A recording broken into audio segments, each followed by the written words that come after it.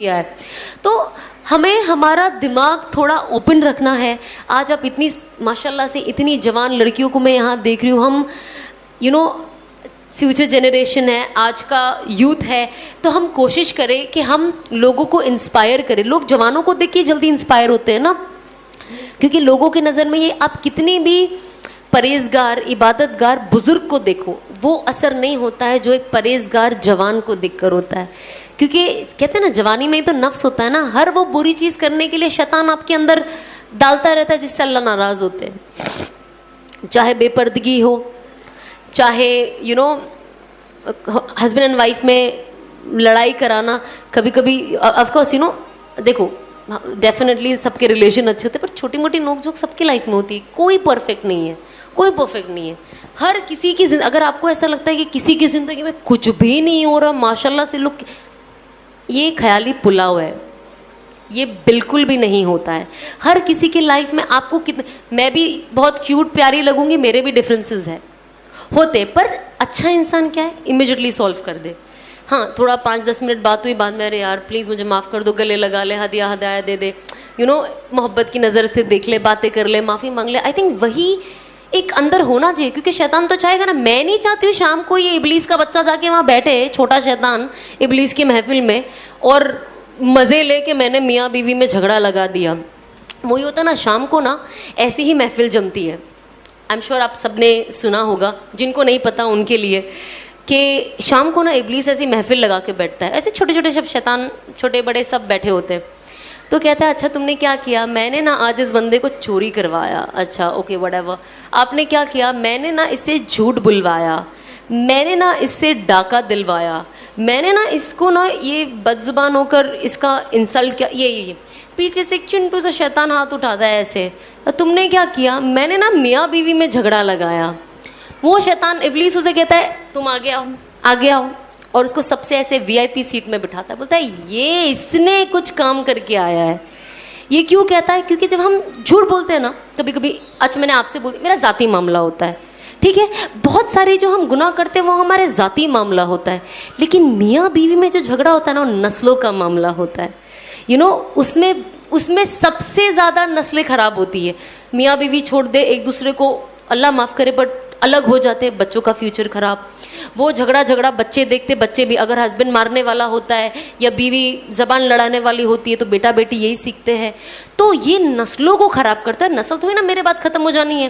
میرے بیٹے نے اگر لڑائی سیکھی, اس کا بیٹا بھی وہی سیکھے گا, اس کا بیٹا بھی, انٹل انلیس اللہ نے کسے ہدایت دے دی. بٹ جو ایک دکھتا ہے وہ تو یہی دکھتا ہے نا کہ یہ کیری فارورڈ ہو رہا ہے چین. تو یہ چیز ہوتی ہے. تو ہمیں کوشش کرنا چاہیے ایٹ لیسٹ جتنے لوگ میرڈ ہے, جھگڑا ہوتا ہے, ڈفرینسز ہوتے ہیں, نو پرابلم, بٹ امیجیٹلی بنا لو. شام کی محفل سجنے نہ دو آپ ابلیس کی اس چیز کو لے کر. مطلب میں چاہتی ہوں کہ من میں ایسا لگتا ہے کہ کوئی ایسا ہو ہی نہیں جو جا کے بولے کہ میاں بیوی میں جھگڑا لگا, کیونکہ میاں بیوی کی محبت سب سے, اللہ نے سب سے زیادہ قسمیں قرآن میں میاں بیوی کی محبت کی کھائی ہے, نہ کہ ماں باپ کی, نہ کہ رشتہ داروں کی, نہ کہ کسی اور کی, بٹ میاں بیوی کی محبت کی قسم کھائی ہے قرآن میں. تو آپ سوچیں کہ میاں بیوی کی محبت کیسی ہے. کہتے ہیں نا کہ قیامت کے بعد بھی جنت میں میاں بیوی کا ساتھ ہے. بے شک ماں باپ کو آپ دیکھو گے ہائے ہیلو کر کے آپ اپنا نکل لو گے, لیکن آپ اپنے شوہر اپنی بیوی کے ساتھ ہی رہنے والا ہے. تو یہ ایک ایسا رشتہ ہے جو قیامت, مطلب وہ چلتا ہی رہنا ہے. جو جنت چلے گیا تو نیور اینڈنگ زندگی ہے نا, وہ تو فار ایور ہے, وہ تو چلتی ہی رہنی ہے. تو ہم کوشش کریں کہ وہ زندگی ہم اپنی بہتر بنائیں. کیونکہ کہتے ہیں نا, میں نے بہت اچھی بات سنی جب شروعات میں ہوتا تھا نا, ہم ایسی جنرلی مستی ہوتی ہے, اچھے آدمی کو کیا ہے, آپ کو تو یار 72 حور ملنے والی ہے, مطلب کیا ہے تمہارا تو, مطلب یہاں پہ بھی ہم فرما بردار بیوی, وہاں پہ 72 حور بھی, مطلب لڑکوں کے ہی مزے ہیں. تو پھر وہ کہتے ہیں نا ہاف نالج از ڈینجرس, یہ مسئلہ تھا. اب ہم کو اتنا ہی پتا, اور بیچارے دوسرے بھی ہم کو یہ کہتے رہتے نا, تو اتنا ہی پتا. پھر جب میں نے جاننا دین کے بارے میں شروع کیا تو مجھے پتا چلا کہ جو ایمان والی عورتیں ہوگی نا, جو پرہیزگار عورتیں ہوگی, وہ حور سے بھی 70 گنا زیادہ خوبصورت ہوگی. اب یہ تو بات بہت کم لوگ کرتے, تو ہماری لڑکیوں کی نالج میں ہی نہیں ہے یہ. تو مجھے پتا چلا اچھا پرہیزگار عورتوں کو اللہ سوچو اور 70 گنا زیادہ خوبصورت کر دے گا. تو پرہیزگار لوگوں کے لیے اللہ نے اتنی چیزیں بنائی ہیں آخرت میں کہ ہم نہ صرف سوچتے رہ سکتے, لیکن ہم اس کے اینڈ تک نہیں پہنچ سکتے کہ ہمارے لیے اللہ نے کیا کیا رکھا ہے.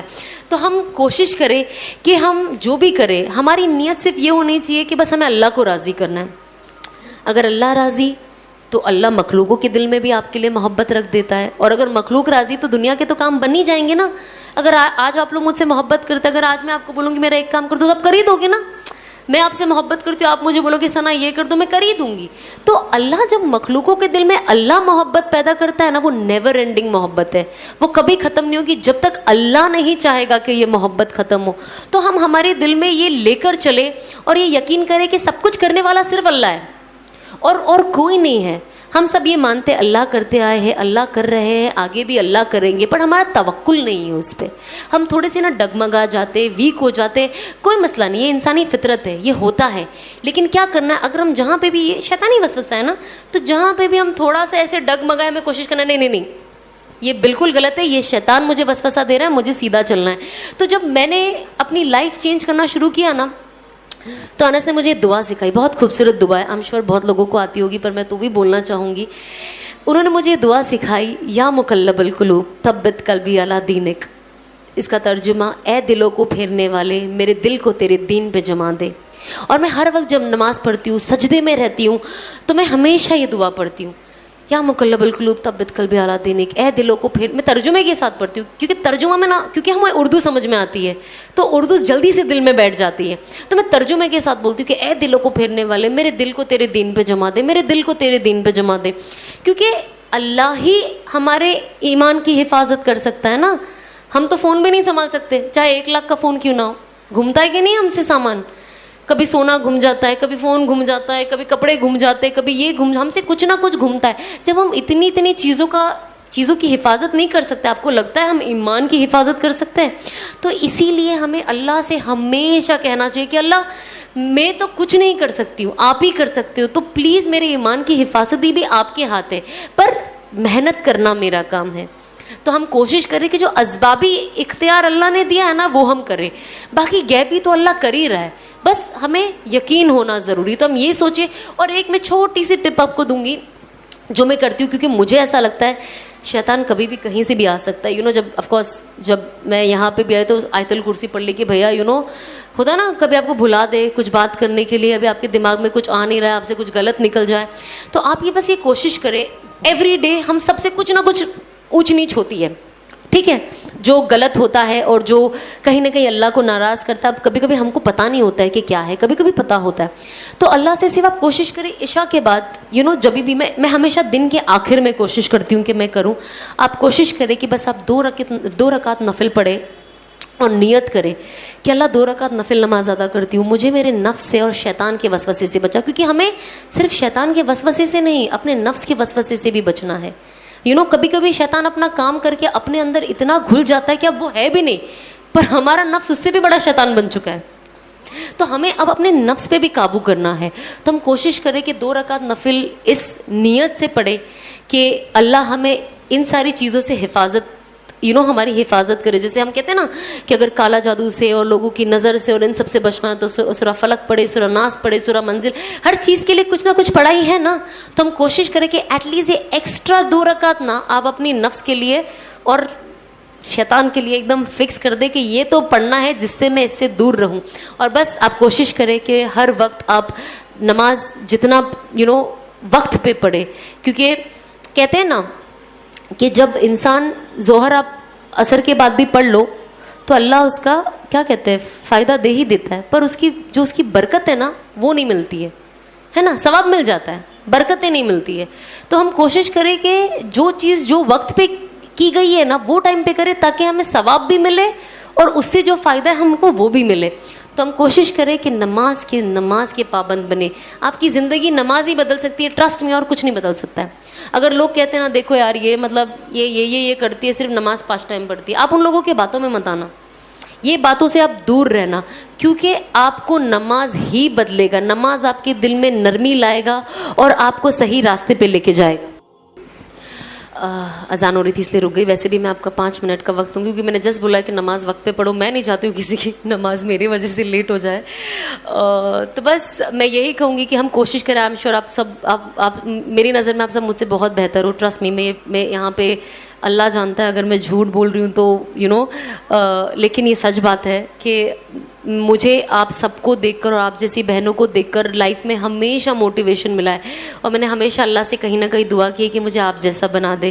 اور آج میں دیکھتی ہوں کہ اللہ مجھے اس جرنی کے بہت قریب لا رہا ہے. اور میں اپنے آپ کو ایوری ڈے دیکھتی ہوں کہ میں اللہ سے ہمیشہ کہتی ہوں اگر میں کل ایک دم بیسٹ نہیں بن پاؤں نا تو ایٹ لیسٹ میرے گئے ہوئے کل سے آج مجھے تھوڑا بہتر بنا دینا. تو میں دیکھتی ہوں, میں ایٹ لیسٹ یہ فیل کرتی ہوں کہ میں پہلے سے نا تھوڑی اور بہتر بنتے جا رہی ہوں. انشاءاللہ میں آپ جیسی بھی بہت جلد بن جاؤں گی. بس آپ لوگ مجھے ہمیشہ دعاؤں میں یاد رکھیں, میرے گھر والوں کو یاد رکھیں. اللہ سے دعا کرے کہ مجھے استقامت ملے. اور جس کسی بہن کو دیکھے جو گمراہ ہے اسے جج نہ کرے, اپنے شیطانی دماغ کے گھوڑے نہ دوڑائے اور انہیں جج نہ کرے کہ ہوتا نا جنرلی, کیونکہ ہم نیک ہو جاتے ہیں اور ہم پردے والے ہو جاتے ہیں تو ہر انسان جو پردہ نہیں کرتا ہے ہمیں وہ جہنمی لگتا ہے اور ہم جنتی فیل کرتے ہیں. تو آئی تھنک ہم کوشش کریں کہ ہم اللہ سے دعا کریں کہ اللہ, ان کو ہماری انکریجمنٹ کی ضرورت ہے, ہماری تانوں کی ضرورت نہیں ہے. تو ہم کوشش کریں کیونکہ نفرت سے اور تانوں سے کسی کی زندگی نہیں بدلی ہے, وہ صرف اور ڈپریشن میں گئے اور غلط راستے پہ گئے, پر محبت سے بدلی ہے. تو ہم کوشش کریں جو اسلام کا صحیح طریقہ ہے دعوت کا وہ دے, محبت سے دے. ضروری نہیں ہے میں کسی کو بولوں گی آج تم حجاب لے لو, وہ کل لے لے, وہ وقت لگائے گا اپنا, کوئی مسئلہ نہیں ہے. ہمارا کام ہے دعوت کا, ہمارا کام ہے بولنا, ہدایت دینا اللہ کے ہاتھ میں. بٹ آپ کوشش کریں کہ آپ اسے بہترین طریقے سے پیش کریں اور اپنے بہنوں کو آس پاس دین کی باتیں کریں. گھر میں کوشش کریں, کچھ نہیں تو ایٹ لیسٹ آدھا گھنٹہ 20 منٹ کی تعلیم کریں. اور اگر آپ کو لگتا ہے تعلیم تھوڑی مشکل ہے, اب آپ اپنے بھابھی, دیورانی, ننن, جو بھی آپ کے آس پاس ہو, بچے, چاہے چھوٹے بیٹے, بڑے بیٹے, جو بھی ہو, آپ کوشش کریں جب موقع ملے نا کوئی اچھی بات انہیں بتا دے. کیونکہ جب وہ سنتے رہیں گے گھر کا ماحول جو ہوگا ان کی عادت پھر جا کے ویسی ہی ہوگی. تو آپ بس اپنا کام کرو اور اللہ سے دعا کریں کہ میں جو بھی کہہ رہی ہوں نا اللہ انہیں ان کے دل میں اتار دے, کیونکہ اس سے ان کا ہی فائدہ ہے. آف کورس اگر یہ لوگ نے وہ سن لیا تو شاید میرا بھی مغفرت کا وہ ایک حصہ لگ جائے گا, لیکن ظاہر سی بات ہے کہ ہم لوگوں کے لیے بھی سوچیں.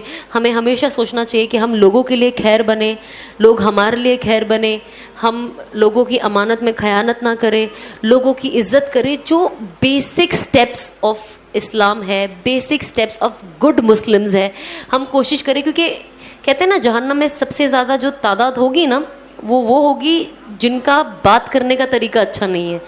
زیادہ سے زیادہ لوگ صرف اپنی زبان کے وجہ سے جہنم میں جانے والے, نہ کہ کوئی اور کبیرہ صغیرہ گناہ کے لیے. یہ سب سے بڑا ریزن بنے گا. تو ہم کوشش کریں کہ ہم اگر کچھ اچھا نہیں بول پائے نا تو چپ ہو جائے, ہے نا. تو بس ہم کوشش کریں کہ ہم خوش رہے, ہنسے, لوگوں سے خوشی ملے اور لوگوں کے لیے فائدہ کرے, دنیا کا بھی اور آخرت کا بھی. اور بس دین کی دعوت ہمارا مقصد ہونا چاہیے ہر طریقے سے, کیونکہ ہر مسلمان کا فرض ہے دعوت دینا اور اسلام کو اس ہر چیز کو آگے بڑھانا. تو بس آپ کوشش کریں, میں بھی کوشش کر رہی ہوں, میں بھی سیکھ رہی ہوں. اگر آج کی کوئی بات میں آپ کو کوئی چیز بری لگی ہو, غلط لگی ہو تو پلیز مجھے معاف کر دے. میں کوشش کروں گی جب اگلی بار میں آؤں میں تھوڑی اور بہتر بن جاؤں. اور بس جزاک اللہ خیر. آپ لوگوں کو مل کے بہت خوشی سے زیادہ دل میں سکون محسوس ہوا ہے. تو بس انشاءاللہ اللہ نے چاہا تو ہم واپس ضرور ملیں گے. السلام علیکم.